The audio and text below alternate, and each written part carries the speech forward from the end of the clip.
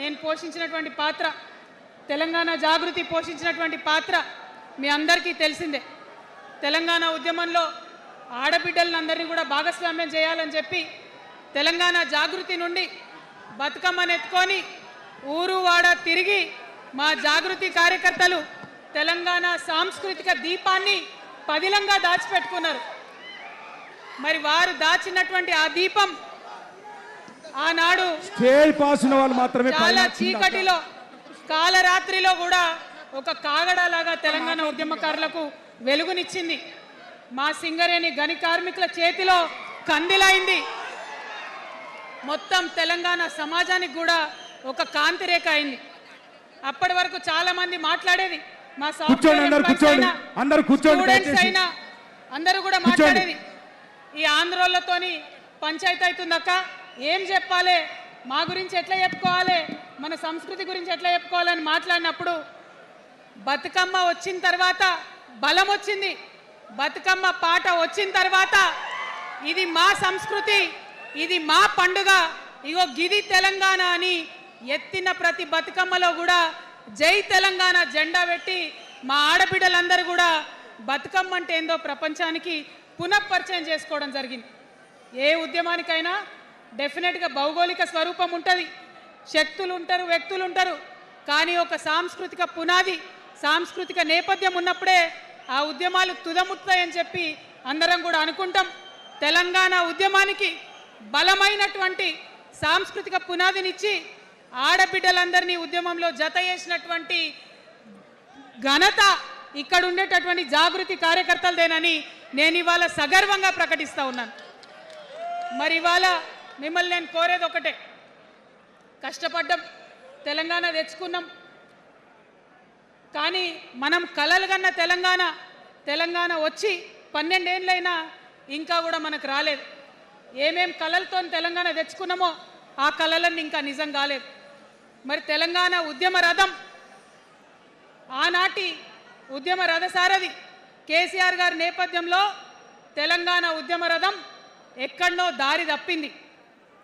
తెలంగాణ ప్రజల ఆర్తిని అది అర్థం చేసుకోలేకపోయింది.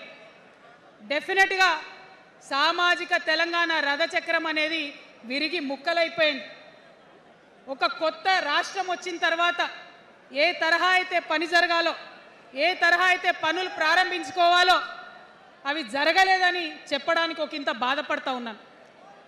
ఆనాడు ఏమనుకున్నాం, తెలంగాణ రాష్ట్రం వస్తే మనందరి బానిస సంఖ్యలు పోతాయి అనుకున్నాం, కానీ రైతులకు బేడీలు పడ్డాయి, ఇసుక దందా మీద ప్రేమతోని నేరెళ్ళల దళితులకు దెబ్బలు పడ్డాయి, చావులైనాయి. ఒకరిద్దరు కలిసి మాట్లాడుకోవాలంటే ఎవరి ఫోన్ ఎక్కడ మానిటర్ చేస్తుండ్రో అని భయం, వ్యక్తిగత స్వేచ్ఛ లేదు, దారుణమైనటువంటి నిఘా నీడలో తెలంగాణ అంతా కూడా బతికింది. ఇది వాస్తవం. మనం అనుకున్న కలల తెలంగాణ రాలేదన్నది ముమ్మాటికి వాస్తవం. మరి అటువంటి సందర్భంలో నేను ఇవాళ మీ అందరికి ఒక మాట చెప్పాలి. ఆనాడు పరిపాలించిన కుటుంబంలో నేను కూడా ఒక భాగం. ఆనాడు పరిపాలించిన కుటుంబంలో ఒక భాగమైనందుకు కొన్ని విషయాలకు నేను సిగ్గుపడతా ఉన్నాను. తెలంగాణ ప్రజల్ని క్షమించమని కూడా కోరుతా ఉన్నాను. కానీ తెలంగాణ సాధించినందుకు మాత్రం చాలా గర్వపడుతున్నాను. నా జన్మ ధన్యమైందని చెప్పి భావిస్తూ ఉన్నాను. మరి అనేకమైనటువంటి తప్పులు జరిగినాయి, అనేకమైనటువంటి నేరాలు జరిగినాయి, అనుకున్నటువంటి తెలంగాణ సాధించుకోలేదు. మరి ఆ తప్పులో ఎక్కడో ఒక దగ్గర నాకు భాగం ఉందని చెప్తున్నప్పుడు మరి కేవలం క్షమాపణ చెప్తే సరిపోతుందా? ఏ తెలంగాణ అయితే కావాలనుకున్నామో, ఏ సామాజిక న్యాయ తెలంగాణ అయితే రావాలని అనుకుంటున్నామో దానికోసం నడుం బిగించి కష్టపడి పని చేయాల్సిన అవసరం కూడా ఉంది. మరి ఇవాళ పని చేయడం కోసమే తెలంగాణ రాష్ట్ర సేన ఇవాళ తెలంగాణ ప్రజల ముందుకు వచ్చింది. రేపటి నుంచి మీరు చూస్తారు మా పని ఎట్లుంటుందో, మా పనితీరు ఎట్లుంటుందో.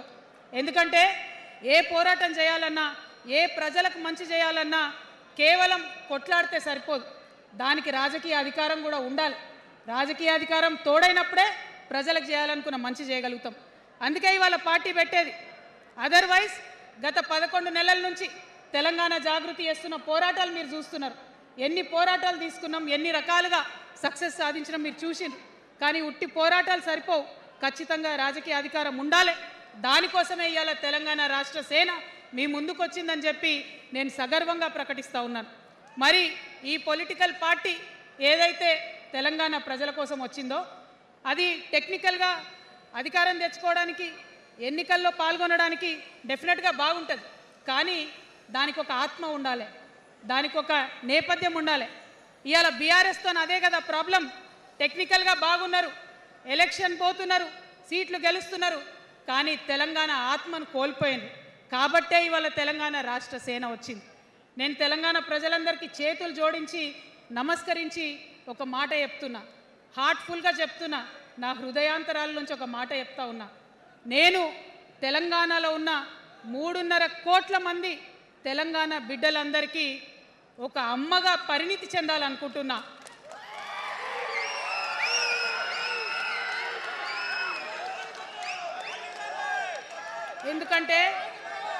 ఎందుకంటే ఒక అమ్మతనంతో పరిపాలన జరిగినప్పుడే బిడ్డలకి ఏదైనా కష్టం వస్తే అమ్మ హృదయం బద్దలవుతుంది. అటువంటి దుఃఖంతో పరిపాలన జరిగినప్పుడే, అటువంటి సంవేదనతో పరిపాలన జరిగినప్పుడే, అటువంటి ఆర్తితో పరిపాలన జరిగినప్పుడే రాష్ట్రం ముందుకు పోతుంది, రాష్ట్రంలో ఉన్న ప్రజల కష్టాలు తీరుతాయి. ఇవాళ ఎన్నిసార్లు ఎన్ని రకాలుగా ఆలోచన చేసినా మన తెలంగాణ రాష్ట్రంలో అనేక రోజుల నుంచి, అనేక సంవత్సరాల నుంచి ఒక భూస్వామ్య వ్యవస్థ నడిచింది. మనకు తెలుసు, అనేక రకాల పోరాటాలు వచ్చినాయి. సమానత్వం కోసం ప్రయత్నం చేసినాం, పోరాడుతూనే ఉన్నాం. అది రైతాంగ సాయుధ పోరాటం కావచ్చు, ముల్కీ ఉద్యమం 1952 కావచ్చు, 1969లో తెలంగాణ ఉద్యమం కావచ్చు, తర్వాత వచ్చినటువంటి నక్సలైట్ ఉద్యమం కావచ్చు, అనేక సామాజిక ఉద్యమాలు, ఎందరో మంది మహానుభావులు, ప్రొఫెసర్ జయశంకర్ గారి దగ్గర నుంచి మొదలు పెడితే చాక లైలమ్మ గారు, దొడ్డి కొమరయ్య గారు, ఆరుట్ల కమలాదేవి గారు, రావి నారాయణ రెడ్డి గారు, సురవరం ప్రతాప్ రెడ్డి గారు, దాశరథి గారు, కాళోజీ గారు, నక్సలైట్ ఉద్యమంలో గద్దరన్న గారు, గణపతి గారు, మారోజు వీరన్న గారు, సాంబశివుడు గారు, ఇట్లా అనేక మంది పోరాటం చేస్తే అంతో ఇంతో సమానత్వం ఇప్పుడు వచ్చింది. మలిదశ తెలంగాణ ఉద్యమంలో కేసీఆర్ గారు, అట్లానే ప్రాణాలు ఇచ్చినటువంటి ఇషాన్ రెడ్డి గారు, యాదయ్య కావచ్చు, సువర్ణ కావచ్చు, అనేక మంది కొట్లాడితేనే ఇవాళ తెలంగాణ రాష్ట్రం వచ్చింది. వీరికన్నా ముందు మరి మీ అందరికీ తెలుసు, సమ్మక్క సారలమ్మ దగ్గర నుంచి మన దగ్గర సామాజిక ఉద్యమాలు నడిచినాయి. కొమరం భీం కావచ్చు, సమ్మక్క సారయ్య కావచ్చు, సారలమ్మ కావచ్చు, షోయబుల్లా ఖాన్ కావచ్చు, మగ్దూ మొయ్యుద్దీన్ కావచ్చు, ఇట్లా అనేక మంది కొట్లాడితే కొంచెం సమానత్వం వచ్చింది. కొండా లక్ష్మణ్ బాపూజీ గారిని తెలుసుకోవాలి, పండుగ సాయనని తెలుసుకోవాలి, సర్వాయి సర్దార్ పాపన్న గౌడ్ని తెలుసుకోవాలి. ఇట్లా అనేక మంది కొట్లాడింది. పంతు నాయక్ గారు ఉన్నారు, మరి ఇట్లా ఆదివాసీ వీరులు అనేక మంది ఉన్నారు. బియ్యాల జనార్దన్ రావు ఉన్నారు, ఆదివాసీల కోసం కొట్లాడినటువంటి బిడ్డ. వీరందరినీ కూడా వారి స్ఫూర్తిని తీసుకుంటాం. రాజ్యాంగబద్ధంగా రాజకీయ శక్తితోని పోరాటాలు మిళితం చేసి, ప్రజా పోరాటాలు మిళితం చేసి మనం కలలుగనేటటువంటి సామాజిక న్యాయ తెలంగాణను సాధిస్తామని మళ్ళొకసారి సగర్వంగా ప్రకటన చేస్తూ ఉన్నాం. మరి వాళ్ళ తెలంగాణ రాష్ట్ర సేన మీ ముందుకు వచ్చిందంటే ఉట్టిగానే రాలే. తెలంగాణలో ఏం జరుగుతుందో ఒకసారి తెలుసుకోవాలి, మనం ఆలోచన చేసుకోవాలి, అర్థం చేసుకోవాలి. ఎన్ని పార్టీలు ఉన్నాయి? 3 పార్టీలు ఉన్నాయి. భారతీయ జనతా పార్టీని తీసుకుందాం. ఆ బీజేపీ అనే